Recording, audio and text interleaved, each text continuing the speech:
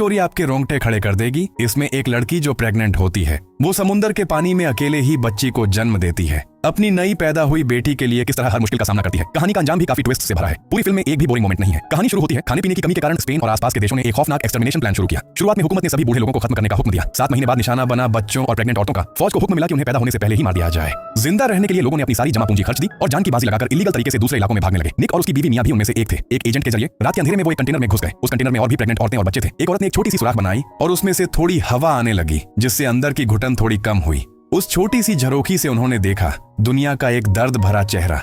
सड़कों पर लोग प्रोटेस्ट कर रहे थे, पर पुलिस ने उन पर डंडे बरसाए। बच्चों और प्रेग्नेंट औरतों को गिरफ्तार करके पिंजरों में डाल दिया गया। ऐसे माहौल को देखकर किसी को भी पछतावा नहीं था कि उन्होंने उस नरक से भागना क्यों चाहा। निक ने मियां को एक छोटी सी चॉकलेट दी, एक लम्हा जहां कुछ स्वीटनेस बची थी। थोड़ी देर बाद कंटेनर का दरवाजा खुल गया। बहुत सारे नए लोग अंदर दाखिल हुए। धक्का मुक्की में मियां नीचे गिर गई। वो एजेंट एक और ग्रुप लेकर आया था। भीड़ बढ़ने लगी। एक ताकतवर गंजे आदमी ने गोली चलाकर कंट्रोल लिया। उसने कहा कि दूसरा ट्रक भी तैयार है, सबको शांति से चढ़ना है। लेकिन भीड़ में निक बाहर रह गया। जब उसने दोबारा कंटेनर में घुसने की कोशिश की तो गार्ड ने उसे बाहर धकेल दिया। मियां का सिर्फ वही एक सहारा था। अब वो भी चला गया। मियां ने उस छोटी सी सुराख से झांक कर देखा। निक एक ग्रीन कलर के कंटेनर में चला गया जिसका नंबर 107 था। उन दोनों ने फोन पर बात की। निक ने वादा किया कि जैसे ही मौका मिलेगा वो वापस आएगा, लेकिन किसी पर भरोसा न करने की सलाह भी दी। पर तकदीर को कुछ और ही मंजूर था। ट्रक जब एक चेक पॉइंट पर रुका तो गंजे आदमी ने पेपर्स दिखाए, लेकिन फिर भी आर्मी ने कंटेनर की सख्त तलाशी लेना शुरू की। जब कंटेनर का दरवाजा खुला तो सामान एक तरह से सजा टकाया था, लेकिन ऑफिसर्स अंदर घुस आए। एक ऑफिसर हर कोने की जांच करता है। धीरे धीरे वो ट्रक के पिछले हिस्से की तरफ बढ़ने लगा, जहां सब लोग चिपक कर छुपे बैठे थे। तभी सीनियर ऑफिसर ने सिपाही को अंदर जाकर पोजीशन लेने को कहा और खुद बाहर आया। हर कदम गिनकर चलने के बाद एक जगह पर रुका और फिर गोली चलाने का आदेश दिया। गार्ड गोलियां चलाता है, लेकिन गोली के छेद उस जगह से काफी दूर थे जहां वो असल में खड़ा था। लेकिन अफसर को शक हो गया था। वो दोबारा कंटेनर में घुसा। उसने कोई हिंसा नहीं की, बल्कि अंदर छुपे लोगों को समझा बुझाकर बाहर आने को कहा। अफसर ने वादा किया कि वो इन अवैध प्रवासियों के लिए एक सुरक्षित जगह का इंतजाम करेगा, वरना सजा मौत थी। मियां को अपने पति की बात याद थी। उसने मौका मिलते ही एक लकड़ी के बॉक्स पर छुपने का फैसला किया। लेकिन जैसे ही एक लड़की ने वो पार्टीशन खोला, अफसर ने बिना किसी दया के उसकी जान ले ली। उसके बाद अफसर ने सभी छुपकर आए अप्रवासियों को मार देने का हुक्म दे दिया, लेकिन बॉक्स के ऊपर छुपी मियां किसी तरह बच गई। अफसर ने साइट क्लीन करने का ऑर्डर दिया और अप्रवासियों का सामान लूट लिया। जब तक कंटेनर का दरवाजा बंद नहीं हुआ, मियां ने अपनी सांस रोके रखी। जैसे ही दरवाजा बंद हुआ, उसने जोर से सांस ली और तुरंत निक को मैसेज भेजने की कोशिश की। उसने अपने पति को सतर्क रहने को कहा। न जाने कितना वक्त बीत गया, मियां वाला कंटेनर एक शिप पर चढ़ा दिया गया। लेकिन जब तक शिप ने पोर्ट छोड़ा, उसे निक का कोई जवाब नहीं मिला। उसके पेट में छोटी सी जान थी। जब मियां एक कोने में बैठी थी, उसने देखा एक लकड़ी के बॉक्स के पीछे एक बैग रखा हुआ है। उसमें एक इलेक्ट्रिक सॉ, एक बोतल पानी, एक फोन और एक ग्लो स्टिक थी। पहले मियां ने इन चीजों पर ध्यान नहीं दिया। सोचा कि बस अपनी मंजिल तक पहुंच जाए तो सब ठीक हो जाएगा, पर किस्मत ने फिर पलटी मार दी। रात को अचानक समंदर में एक बहुत बड़ा तूफान आ गया। लहरें इतनी तेज थीं कि उन्होंने पूरे शिप को अपने उल्टा दिया और मियां बेहोश हो गई। जब वो होश में आई, उसका आधा शरीर ठंडे समंदर के पानी में था। उसने कंटेनर के होल से देखा तो सिर्फ अंधा समंदर था। कंटेनर के अंदर कुछ लकड़ी के बॉक्स तैर रहे थे। गोली के छेदों से पानी अंदर आ रहा था। मियां को तुरंत समझ आ गया कि उसे कुछ करना पड़ेगा। उसने सबसे पहले निक से संपर्क करने की कोशिश की, लेकिन मोबाइल स्क्रीन टूट चुकी थी और फोन अनलॉक नहीं हो रहा था। फिर उसे एक पीली टेप मिलती है, जिससे उसने छेद टेम्पररी बंद कर दिया ताकि पानी अंदर न आए। एक कोने में उसे एक चाकू भी मिला। फिर उसने कुछ बॉक्स खोले। एक बॉक्स में पूरा टिफिन सेट था, दूसरे में हुडीज भरी हुई थी। उसने अपने गीले कपड़े उतारकर हुडी पहन ली। एक और बॉक्स में 40 इंच का टीवी था और एक और बॉक्स था जो नए मॉडल के हेडफोन से भरा हुआ था। इधर उधर देखने के बाद भी कहीं कोई खाने का सामान नहीं मिला। सिर्फ एक लकड़ी का बॉक्स ऊपर लटका हुआ था, लेकिन वो उस तक नहीं पहुंच रही थी। तभी बाहर से जोर जोर की चीखने चिल्लाने की आवाज आई। मियां जल्दी से सुराख के पास गई और हैरान रह गई। सामने नंबर 107 का हरा कंटेनर था, वही जिसमें निक था। लेकिन ज्यादा देर नहीं लगी और वो कंटेनर पानी में डूब गया। मियां घबराकर अपना पुराना नोकिया फोन निकाली, अपनी सिम कार्ड डाली और अपने पति का नंबर मिलाया। पूरा एक दिन और रात कॉल करती रही, लेकिन कोई जवाब नहीं मिला। निराशा में डूबकर उसने सब कुछ छोड़ देने का सोचा और छुरी अपने कलाई पर रख दी। लेकिन तभी उसके पेट में जो छोटी सी जान थी, उसने जोर से लात मारी। उस पल ने मियां को जीने की उम्मीद दिलाई। ये मियां का दूसरा बच्चा था। उसकी पहली बेटी मर चुकी थी। मियां ने अपनी बेटी की फोटो देखी और उसके दिल में गिल्ट और जुदाई का दर्द भर गया। अब उसने ठान लिया कि अपने होने वाले बच्चे के लिए कुछ भी करेगी। मियां कंटेनर के सबसे ऊपर के हिस्से में जाकर सो गई। थोड़ी देर बाद समुद्र का पानी अंदर आया और उसकी नींद टूट गई। घबराहट में वो एक तरफ छुप गई। तभी वो लकड़ी का लटका हुआ बॉक्स नीचे गिर गया और पानी तेज रफ्तार से अंदर भरने लगा। कुछ ही सेकंड्स में मियां डूबने लगी और सांस लेना मुश्किल हो गया। फिर एक और बुरा सपना। नींद से जागी तो अब भी उसका दिल कांप रहा था, लेकिन इस डर ने उसे याद दिलाया कि अगर जिंदा रहना है तो कुछ करना पड़ेगा। लटके बॉक्स को नीचे लाना जरूरी था। उसने चाकू से रस्सी काट दी और बॉक्स नीचे गिर गया। लेकिन जब बॉक्स खोला तो उसमें भी सिर्फ एयर टाइट बॉक्स मिले। फिर उसने उन बॉक्सेस के रबर सील्स का इस्तेमाल किया, उन्हें काटकर छोटे टुकड़े बनाए और उनसे कंटेनर के 2 पानी के छेद बंद कर दिए। उसने टीवी वाले बॉक्स से एक पाइप निकाला, उसे छेद में फिट किया और उसके थ्रू पानी बाहर निकालने लगी। पानी निकालने का प्रोसेस स्लो था, लेकिन कुछ न होने से तो बेहतर था। मियां ने कंटेनर की वॉल पर येलो टेप चिपकाकर समय रिकॉर्ड करना शुरू किया और एक लाइन खींचकर पानी का लेवल मार्क किया। उसने फिर से फोन से हेल्प कॉल करने की कोशिश की, लेकिन सिग्नल ही नहीं था और अगर कॉल लग भी जाता तो रूल के मुताबिक प्रेग्नेंट औरत को सिर्फ मौत की सजा मिलती। मियां ने अपना बैग दोबारा चेक किया। थोड़ा बहुत खाना बचा था, एक थर्मस और एक लाइटर। पता नहीं इनका क्या काम आएगा। तभी अचानक नोकिया फोन बजा। निक की कॉल थी। पता चला कि निक को रास्ते में ड्राइवर ने कंटेनर से उतार दिया था, जिसके कारण वो बच गया। उसने मियां को तसल्ली दी कि सब ठीक हो जाएगा और उसे छुपकर शांत रहने को बोला। उसने वादा किया कि वो हर हाल में उसे बचा लेगा। लेकिन कॉल खत्म होने से पहले ही फोन की बैटरी खत्म हो गई। उसी रात बाहर तेज तूफान और बारिश शुरू हो गई। बेचारी मियां की डिलीवरी बिल्कुल करीब आ चुकी थी। एकदम से उसके पेट में तीखी सी दर्द उठती है। काफी मुश्किल से लेकिन आखिर डिलीवरी हो जाती है। लेकिन सबसे बड़ी दिक्कत ये थी कि उसके पास खाने को कुछ भी नहीं था और बिना खाने के वो अपने बच्चे के लिए दूध भी नहीं बना पा रही थी। इसलिए उसे तुरंत इस कंटेनर से निकलना था, कुछ न कुछ जुगाड़ करना था। उसके पास एक इलेक्ट्रिक ड्रिल थी जो इस काम में उसकी मदद कर रही थी, लेकिन बच्चे के रोने की आवाज उसका ध्यान भटका रही थी। इसलिए वो गाना गा के उसको चुप कराने की कोशिश करती है, लेकिन बच्चा फिर भी रोए जा रहा था। दरअसल वो भूखा था। अभी सबसे जरूरी काम था कंटेनर को तोड़ना, पर जैसे ही आधा काम किया ड्रिल बंद हो गई। अब उसके पास भागने का कोई जरिया नहीं बचा था। अपने हाथों से वो लोहे का कंटेनर नहीं खोल सकती थी और तो और उसके पास बची हुई 2 बॉटल्स पानी भी लगभग खत्म होने वाली थी। ये सब देख के उसके अंदर फ्रस्ट्रेशन उठाई। गुस्से में उसने चीजें तोड़नी शुरू की। तभी गलती से उसके हाथ एक छुरी लगती है। उसको देख के थोड़ी उम्मीद जगी, लेकिन ये इलेक्ट्रिक ड्रिल जितनी पावरफुल नहीं थी। काफी देर तक कोशिश करने के बाद भी कुछ खास नहीं हो पाया। उलझन के साथ हाथों पे घाव भी हो गए। पानी न मिलने की वजह से उसका शरीर कमजोर हो गया था। तभी एक अजीब सी आवाज बाहर से आई। डर के मारे वो छेद के पास जाकर देखती है और तभी एक बड़ी सी पूंछ उसके पास से गुजरती है। एक भेल थी। उसकी दहाड़ से बच्चा भी जाग जाता है। वो एक हाथ से बच्चा संभालती है और दूसरे हाथ से लकड़ी लेकर कंटेनर पे मार मार के जोर से चिल्लाती है ताकि भेल भाग जाए। भेल शायद समझ गया और धीरे से वापस समुद्र में चला गया। ये वही भेल था जो बाद में उस मां बेटे की जान बचाएगा। हालांकि उसने कंटेनर का छेद बंद कर दिया था, लेकिन समुद्र का पानी हर जगह घुसने लगा था। धीरे धीरे पानी का लेवल बढ़ने लगा। उसे तुरंत निकलना ही होगा, पर तभी उसकी छुरी भी टूट गई। उसका फोन भी डैमेज हो गया था, इसलिए अनलॉक भी नहीं हो रहा था। किसी से कांटेक्ट भी नहीं कर पा रही थी। पानी भी पूरा खत्म हो गया। सख्त प्यास की वजह से उसका दिमाग स्लो होने लगा। होश और बेहोशी के बीच अटक गई और कंटेनर के अंदर पानी चढ़ रहा था। कंटेनर के अंदर समुद्र का पानी देखकर उसके दिमाग में अचानक एक आइडिया आया। उसने बिना सोचे समझे आधी बोतल पानी भर भर ली। अगर उसने वो पानी पी लिया होता तो अंजाम बुरा हो सकता था। अच्छा हुआ कि उसकी अक्ल उसकी भूख और प्यास पर भारी पड़ी और उसने पानी नहीं पिया बल्कि अपने सिर पर डाल दिया। लेकिन जब उसने देखा कि लोहे की चादर पर पानी के बूंदें टपक रही हैं और वो तुरंत उन्हें चाटने लगी, पर इस तरह से प्यास नहीं बुझी तो उसने एक एक बूंद इकट्ठी करनी शुरू की और बोतल में भरने लगी। पानी में झंग का टेस्ट था, पीने लायक नहीं था और थोड़ी देर में उसकी तबीयत खराब होने लगी, उल्टी जैसी फीलिंग आई। इसी दौरान जब वो भूख और प्यास से बेहोश होने लगी तो उसके चेहरे पर कुछ बूंदें टपकती महसूस हुई। धीरे धीरे उसने आंखें खोली तो देखा कि बारिश का पानी उस छेद से आ रहा था जो पहले ड्रिल मशीन से बनाया था। यह देखते ही वो तुरंत खड़ी हो गई और बारिश का पानी पीने लगी। जब प्यास बुझी तो उसने खाली डब्बे इकट्ठा किए और सब में पानी भरना शुरू किया क्योंकि यह मीठा पानी उसके जिंदा रहने की उम्मीद था। छोटी सी कोला की कैन भी काम आई, लेकिन जब वो कैन खोलने लगी तो एकदम से रुक गई। उसे याद आया कि पहले जब ड्रिल मशीन से लोहे की चादर काट रही थी तभी बैटरी डेड हो गई थी। यह कैन देखकर उसके दिमाग में एक आइडिया आया। बेबी को ठीक से सुलाकर उसने एक लंबी रस्सी लोहे की चादर के एक कोने से बांधी और दूसरी साइड से पकड़कर जोर लगाकर खींचने लगी। जैसे वो चादर टूटी उसने अपना पूरा वजन डाल दिया और मां होने की ताकत दिखाई। आखिरकार उसने वह मजबूत चादर तोड़ ही दी। सूरज की रोशनी अंदर आई, दोनों के चेहरे पर पड़ी, एक नए जीवन की शुरुआत जैसी। लेकिन जब वो कंटेनर के बाहर निकली तो और भी ज्यादा उदासी छा गई। चारों तरफ सिर्फ समुद्र ही समुद्र था, कोई जमीन का निशान नहीं, कोई उम्मीद नहीं दिख रही थी। लेकिन बेबी का मासूम चेहरा देखकर उसे याद आया कि मां के रूप में उसे हर हाल में जिंदा रहना होगा। उसने बेबी का डायपर बदला और पुराना डायपर समुद्र में फेंक दिया। सोचा भी नहीं था कि इससे कुछ मछलियां आ जाएंगी। खाने के बिना रह रही मां एकदम से एक्साइटेड हो गई और उसने एक सिंपल सा फिशिंग रॉड जैसा कुछ बनाया, सपोर्ट और स्क्रूज से। उसने बार-बार ट्राई किया पर एक भी मछली हाथ नहीं आई और उसकी बची कुछ एनर्जी भी चली गई। वो थककर जमीन पर गिर गई। भूख और थकान ने उसे हिला दिया। तभी अचानक उसने ऊपर आसमान पे एक प्लेन उड़ता देखा। तुरंत वो जोश में आ गई, कंटेनर के अंदर भागी। फिर उसने रॉड से टीवी तोड़कर एक शीशे का टुकड़ा उठाया। कंटेनर से बाहर निकलकर उसने तुरंत शीशे और सूरज की रोशनी से प्लेन को सिग्नल देने लगी ताकि प्लेन वाले उसे देख सकें। पर उनके बीच का फासला इतना ज्यादा था कि प्लेन में कोई भी उसे देख नहीं पाया। तभी उसकी नजर एक बॉक्स पे रखे हेडफोन पे पड़ गई। उसके दिमाग में तुरंत एक आइडिया आया कि हेडफोन वायर से एक मछली पकड़ने वाली जाली बनाई जाए। उसे यकीन था कि इसमें मछली जरूर फंसेगी। अगली सुबह वह कंटेनर के ऊपर चढ़ी। उसने बहुत संभल कर फिश नेट को पानी में डाला और बेबी का डायपर फेंका और वाकई थोड़ी देर में मछलियां आ गई। जैसे ही एक बड़ी मछली नेट के अंदर आ गई उसने परफेक्ट टाइमिंग से जाल को खींच लिया। कई दिनों बाद उसने पहली बार कुछ खाया। जाली मिलने के बाद खाने का इश्यू टेंपरेरी सॉल्व हो गया था, लेकिन कंटेनर में गोलियों के छेद से पानी अंदर आता जा रहा था, इसलिए हर कुछ वक्त बाद उसे पानी निकालना पड़ता था। वहां से निकलने के लिए उसने बहुत सारी हेल्प लेटर्स लिखी और लंच बॉक्स में डालकर समुद्र में फेंक दिए, इस उम्मीद में कि कोई शिप उसे देख ले। चांस कम था पर फिर भी यह करना जरूरी था। अकेले होने पर वह समुद्र के उस पार देखती थी, अपने पति को याद करती। जब बात करने वाला कोई नहीं होता तो वह बेबी को अपने बचपन की कहानियां सुनाती थी। कैसे उसकी मुलाकात पापा से हुई, कैसे वह जंग से बची। सोते हुए बेबी को देखकर उसने कसम खाई कि चाहे एक दिन का जीवन बचे लेकिन वह कभी हिम्मत नहीं हारेगी। फिर उसी रात उसके पति का फोन आया, पर फोन एक फाइनल गुड बाय था। भागते वक्त वह एक कंटेनर में छुपा था और उसे गोली लग गई थी। अब उसका बचना मुश्किल था, इसलिए वह मिलने नहीं आ सकता था। यह सुनकर वह रोती हुई उसे अपने बच्चे के पैदा होने की खबर देती है और उसे कहती है कि प्लीज हिम्मत मत हारना। उसने अपने दर्द को दबा के फोन बेटी के पास रख दिया ताकि उसका पति आखिरी बार अपनी बेटी की आवाज सुन सके। वो अपनी बच्ची से बातें करता है लेकिन धीरे धीरे उसकी आवाज कम होने लगी और फिर पूरी तरह से गायब हो गई। मियां समझ गई कि अब वो नहीं रहा। ये सोचकर वो जोर जोर से रो पड़ी, लेकिन उसे मजबूत भी रहना था क्योंकि उसकी और बच्चे की हालत भी कुछ खास अच्छी नहीं थी। कंटेनर के अंदर पानी का लेवल क्रिटिकल पॉइंट तक पहुंच गया था, नीचे रहना नामुमकिन हो गया था। मां और बेटी मजबूरन बाहर शिफ्ट हो गए। उसने स्पंज वाली लकड़ी पानी में डाल दी, पानी सूखने के बाद उसे वापस खींच लिया। फिर लंच बॉक्स को उल्टा करके उस पर रख दिया ताकि डिस्टिलेशन से पीने लायक पानी मिल सके। वो काम भी कर रही थी और बच्चे का ध्यान भी। फिर एक दिन एक सीगल वहां उड़कर आई। जहां सीगल होती है वहां जमीन दूर नहीं होती। मियां बहुत खुश हुई, रात भर एक सैल बनाई ताकि सफर तेज हो सके। लेकिन तभी कंटेनर पानी के प्रेशर से टूट गया और बहुत सारा पानी एकदम अंदर आने लगा। अब ज्यादा वक्त नहीं था, उनकी जिंदगी का सहारा वो कंटेनर अब डूबने वाला था। वो पानी में उतर गई ताकि लीक को बंद कर सके, लेकिन उसके पैर नीचे एक रस्सी में उलझ गए। उसके पास कोई ऑप्शन नहीं था। वो डुबकी लगाकर रस्सी खोलने की कोशिश करने लगी पर वो रस्सी जैसे मौत की डोर बन चुकी थी जो उसके पैरों को जोर से जकड़ चुकी थी। वो जितनी भी कोशिश करती वो नहीं खुल रही थी। हर कुछ देर में उसे सांस लेने के लिए ऊपर भी आना पड़ता था। लेकिन जब कंटेनर पूरा भर गया उसी वक्त जिसमें बेबी को रखा था छोटी सी लकड़ी की नाव वो भी पानी के झटके से बह गई। जल्दी ही कंटेनर पूरा डूब गया। अच्छा ये था कि उसके पास एक छुरी थी। अपनी आखिरी सांस से पहले उसने रस्सी काट दी और बिना वक्त गंवाए वो ऊपर तैरती हुई निकली। पर जब वो बाहर आई तो बेबी कहीं भी नहीं था।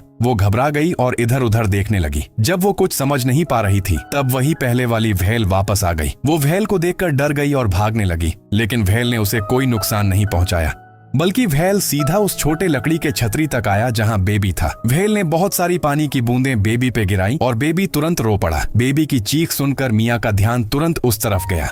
वो तेजी से वहां तैरती हुई गई। आखिरकार उसने छोटी लकड़ी के छतरी को देखा। ये सब होने के बाद व्हेल शानदार तरीके से चला गया। उसकी मदद से मां और बेटी सफल रूप से फिर से मिल गए। जल्दी ही सूरज फिर से उगने लगा। मियां अपने सर्वाइवल बोट में बैठी हुई समुद्र में तैर रही थी। अपनी आखिरी ताकत लगाकर मछली के हड्डियां पानी में फेंकी ताकि समुद्र के गल को अट्रैक्ट कर सके। तभी बहुत सारे समुद्र के गल उसकी तरफ आने लगे जो उसके और बेबी के ऊपर घूम रहे थे। ये मंजर आसपास मछली पकड़ने वाले